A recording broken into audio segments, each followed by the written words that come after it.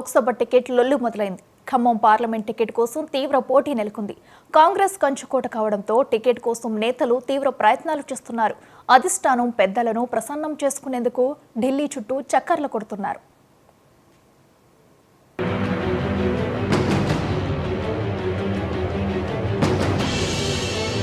తెలంగాణలో Khammam Lok Sabha seat hot cake గా మారింది. కాంగ్రెస్ గెలిచే అవకాశం ఉండడంతో నేతలు టికెట్ కోసం పోటీ పడుతున్నారు.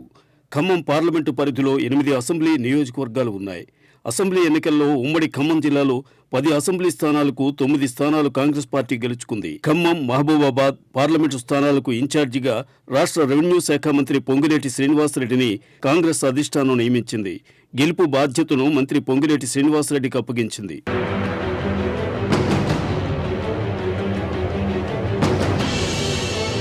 ఖమ్మం కాంగ్రెస్ లో ప్రజలు, గ్రామస్థాయి నాయకులు కాంగ్రెస్ ను అంటిపెట్టుకుని ఉన్నప్పటికీ జిల్లా, రాష్ట్ర నాయకులు మాత్రం గ్రూపులుగా ఉన్నారు. గతంలో ఉప ముఖ్యమంత్రి బట్టి విక్రమార్క ఒక గ్రూపుగా, మాజీ కేంద్ర మంత్రి రేణుకా చౌదరి మరో గ్రూపుగా ఉండేవి. గత ఎన్నికలకు ముందు పొంగిలేటి శ్రీనివాసరెడ్డి, తుమ్మల నాగేశ్వరరావు కాంగ్రెస్ పార్టీలో చేరారు. దీంతో 2 గ్రూపులుగా ఉన్న కాంగ్రెస్ పార్టీ ఖమ్మం జిల్లాలో 4 గ్రూపులైంది. కాంగ్రెస్ పార్టీలో పైకి ఐక్యతగా కనిపిస్తున్నప్పటికీ గ్రూపులు మాత్రం యథాతథంగా కొనసాగుతున్నాయి. ఖమ్మం పార్లమెంట్ టికెట్ కోసం 4 గ్రూపుల లీడర్లు తీవ్ర ప్రయత్నాలు చేస్తున్నారు. కేంద్ర మాజీ మంత్రి రేణుకా చౌదరి, ఉప ముఖ్యమంత్రి భట్టి విక్రమార్క సతీమణి మల్లు నందిని, పీసీసీ రాష్ట్ర నాయకులు రాయల్ నాగేశ్వరరావు, ప్రముఖ పారిశ్రామికవేత్త వంకాయలపాటి రాజా టికెట్ కోసం యత్నిస్తున్నారు. మొట్టమొదటిగా ఖమ్మం జిల్లా అంటేనే కాంగ్రెస్ పార్టీకి కంచుకోట. మరి ముఖ్యంగా తెలంగాణ వచ్చిన తర్వాత గతంలో జరిగిన 3 జనరల్ ఎలక్షన్లో కూడా మరి టీఆర్ఎస్ పార్టీకి ఒక్కొక్క సీటు రావడమే జరిగింది. ప్రతిసారి కూడా 9 సీట్లు మిత్రపక్షాలైన కాంగ్రెస్ కానీ కాంగ్రెస్ మిత్రపక్షాలకు రావడం జరుగుతూ ఉంది. దాన్ని బట్టి ఖమ్మంలో కాంగ్రెస్ పార్టీ ఎంత బలంగా ఉందో, మరి అదేవిధంగా తెలంగాణ ఇచ్చిన సోనియా గాంధీ గారికి మరి వీళ్ళు ఎలాగా కృతజ్ఞతలు తెలుపుతున్నారో మనకు అర్థమవుతుంది. అలాంటి తరుణంలో ప్రత్యక్షంగా ఓటు వేసి మరి సోనియా గాంధీ గారికి కృతజ్ఞతలు చెప్పాలని చెప్పి ఉవ్విళ్ళు ఊరుతున్న సమయంలో పీసీసీ మరి ఏకగ్రీవ తీర్మానం చేసి తెలంగాణ నుంచి సోనియా గాంధీ గారిని పోటీ చేయాలన్నప్పుడు మొట్టమొదటి స్థానం ఖమ్మం జిల్లాగా చాలా ప్రచార మాధ్యమాల్లో వస్తూ ఉంది. ఇక్కడ ప్రజలు కూడా కోరుకుంటున్నమాట వాస్తవం.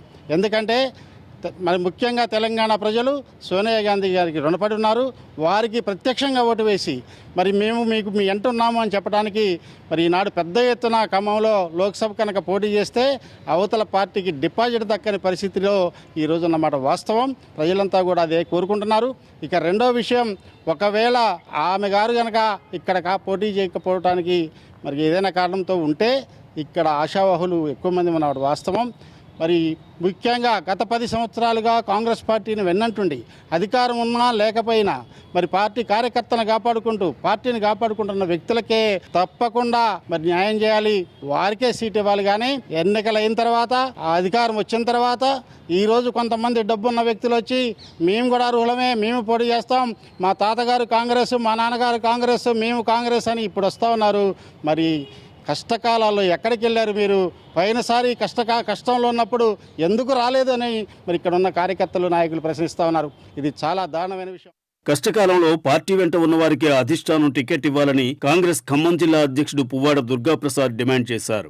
ముందుగా రాష్ట్ర కాంగ్రెస్ పార్టీ మొన్న మాకు 3వ తారీఖు నాడు జరిగినటువంటి సమావేశంలో ఆ సోనియా గాంధీని ఖమ్మము అంటే ఖమ్మం అని కాకుండా తెలంగాణ రాష్ట్రం మొత్తం మీద కూడా తెలంగాణ రాష్ట్రంలో ఎక్కడో ఒక చోట పోటీ చేయించాలని తీర్మానం చేయాలని చెప్పంటే అన్ని జిల్లా కాంగ్రెస్ ప్రెసిడెంట్లు అట్లాగే పీసీసీ మొత్తం కలిపి ఏకగ్రీవంగా తీర్మానం చేశాం. మా రేవంత్ రెడ్డి గారు పీసీసీ అధ్యక్షులు మరియు ముఖ్యమంత్రి ప్రవేశపెట్టిన తీర్మానాన్ని దాన్ని మేము ముందుగా అందరం స్వాగతిస్తున్నాం. ఆమె పోటీ చేయడానికి తెలంగాణలో ఎక్కడి నుంచి అయినా పర్వాలేదని. ఒకవేళ ఖమ్మం జిల్లాలో పోటీ చేస్తుందని మరి ఢిల్లీలో మా ముఖ్యమంత్రి గారు కూడా ఒక సందర్భంలో మాట్లాడినట్టుగా కొన్ని టీవీ ఛానల్స్లో చూసాం. మేమందరం కూడా ఇక దానికి ఏకగ్రీవం తీర్మానం చేసాం. ఖమ్మం రావటంలో ఎవరికి ఎటువంటి అభ్యంతరం కూడా ఉండదు. ఒకవేళ ఖమ్మం అయినా పర్వాలేదు, తెలంగాణలో ఎక్కడైనా ఇచ్చినా మేమందరం కూడా ఆమెకి మద్దతు. అలాగే ఖమ్మం నుంచి ఆస్పిరెంట్లు ఎవరైతే ఉన్నారో అనేక మంది గతంలో ఎమ్మెల్యేలుగా కూడా ఉండి పార్టీని అధికారంలోకి తీసుకురావాల్సినటువంటి పరిస్థితుల్లో పై పార్టీలు మాట్లాడి కొందరిని ఎమ్మెల్యేలుగా మరి గత 5 ఏళ్ల నుంచి 10 ఏళ్ల నుంచి ఇక్కడ ఆశావాహులుగా ఉండి వాళ్ళు కష్టాలలో కూడా పార్టీని కాపాడుకుంటూ వచ్చినటువంటి వాళ్ళు ఉన్నారు. వాళ్ళల్లో కొంతమంది ఆల్రెడీ ఇప్పటికే అధిష్టాన వర్గానికి తెలియజేశారు మేము పోటీలో ఉంటాము అని. అధిష్టాన వర్గం కూడా మొన్న ఎమ్మెల్యేలుగా తుమ్మల నాగేశ్వరరావు గారిని, పొంగులేటి శ్రీనివాసరెడ్డి గారిని మరి అనూహ్యంగా అనుకోకుండా కాంగ్రెస్ పార్టీలోకి వారు రాకని స్వాగతించాం. కాబట్టి వారు వచ్చినందుకు వారికి ఎమ్మెల్యే టికెట్లు కేటాయించడంలో కొందరు పాత నాయకులందరినీ కూడా కొద్ది రోజులు మరి మనందరం ఓపికగా పక్కకు ఉండాల్సిన పరిస్థితి వచ్చిందని వాళ్ళకి చెప్పటం, నచ్చజెప్పటం వల్ల వాళ్ళు కూడా మనస్ఫూర్తిగా వాళ్ళకి స్వాగతం పలుకుతూ వారి గెలుపు కోసం ఆయా నియోజకవర్గాలలో పాలేరు కానీ, ఖమ్మం కానీ, కొత్తగూడెం కానీ అనేక ప్రాంతాలలో కూడా వాళ్ళు పనిచేసి పార్టీ గెలుపుకు కృషి చేశారు. అటువంటి వాళ్ళు మళ్ళీ ఈరోజు అధిష్టాన వర్గం దగ్గర అప్పీల్ చేసుకున్నారు. మాకు ఆనాడు ఎమ్మెల్యే టికెట్లు ఇవ్వలేకపోయారు కాబట్టి ఎంపీ టికెట్ ఇస్తే మేము పోటీ చేయడానికి సిద్ధంగా ఉన్నామని కూడా చెప్పారు. పార్టీ దాన్ని కూడా పరిశీలన చేస్తూ ఉంది. ఏది ఏమైనప్పటికీ కూడా సరే, మొన్న గవర్నమెంట్ అంటే కొందరు మనం వేరే పార్టీల నుంచి కూడా తీసుకోకపోతే ఉన్నటువంటి వాళ్ళతో గెలవలేమేమో అనేటటువంటి ఆలోచనతో ప్రజలందరూ కాంగ్రెస్కి ఓటు వేయాల్సినటువంటి పరిస్థితి వచ్చింది. వాళ్ళు కూడా ప్రిపేర్ అయినప్పటికీ కూడా సరే, మనం వివిధ పార్టీల నుంచి మా రాహుల్ గాంధీ గారు కూడా ఘర్ వాపస్ అనే నినాదం కావచ్చు, లేకపోతే ప్రజాస్వామ్యవాదులందరూ ఏదైతే తెలంగాణ రాష్ట్ర ప్రభుత్వాన్ని వ్యతిరేకించి బీజేపీని కానీ బీఆర్ఎస్ని కానీ వ్యతిరేకించే వాళ్ళందరికీ కూడా కాంగ్రెస్ పార్టీ స్వాగతం పలుకుతూ ఉందని చెప్పడం వల్ల అనేక మంది నాయకులు జాయిన్ అయ్యారు. మేమందరం అందరికీ స్వాగతం పలికాము.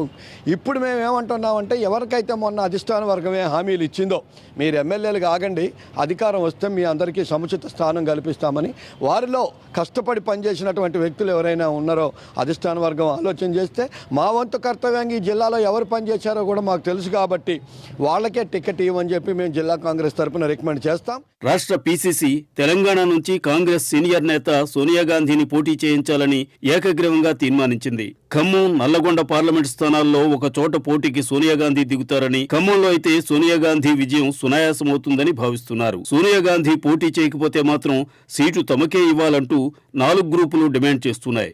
4 గ్రూపులుగా ఉన్న కాంగ్రెస్లో ఎవరికి టికెట్ వస్తుందోనన్న ఉత్కంఠ నెలకొంది.